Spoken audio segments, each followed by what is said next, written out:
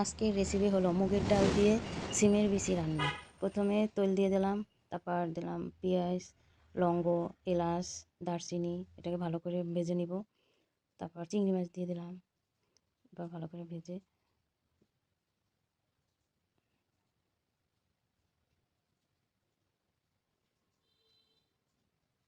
ভাজা হয়ে গেছে, দিয়ে দিলাম একটু পানি। তারপর আদা রসুন বাটা দিয়ে দিলাম হলুদ, জিরা ধনিয়ার গুঁড়া, মরিচের গুঁড়া।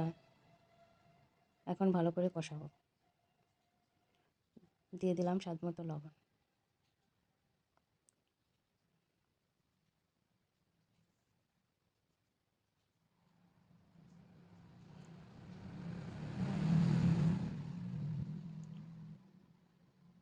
আবার একটু পানি দিয়ে ভালো করে আবার কষাবো।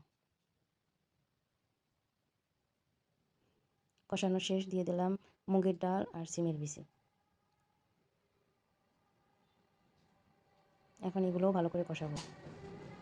হালকা একটু পানি দিয়ে দিলাম ভালো করে কষানোর জন্য।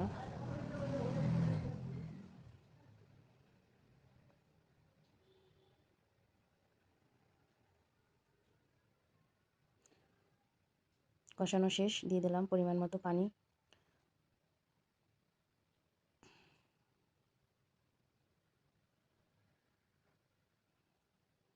ঢেকে দিলাম 5 মিনিটের জন্য। আবার উঠিয়ে দেখব কতটা সেদ্ধ হয়েছে। এই রেসিপিটা আমি কখনো কারো কাছ থেকে শিখি নাই, দেখিও নাই। এটা আমার নিজে আইডিয়া থেকে রান্না করলাম। আসলে হালাল জিনিস যে যেভাবে রান্না করে খাইতে ভালোবাসে। দিয়ে দিলাম পেঁয়াজ, বাগারের জন্য পেঁয়াজ দিয়ে দিলাম। তারপর শুকনো মরিচ দিয়ে দেবো দুটা। পেঁয়াজটা ভাজা শেষ,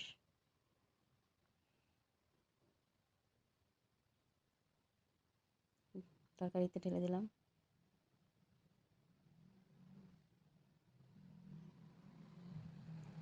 রান্না প্রায় শেষের পথে।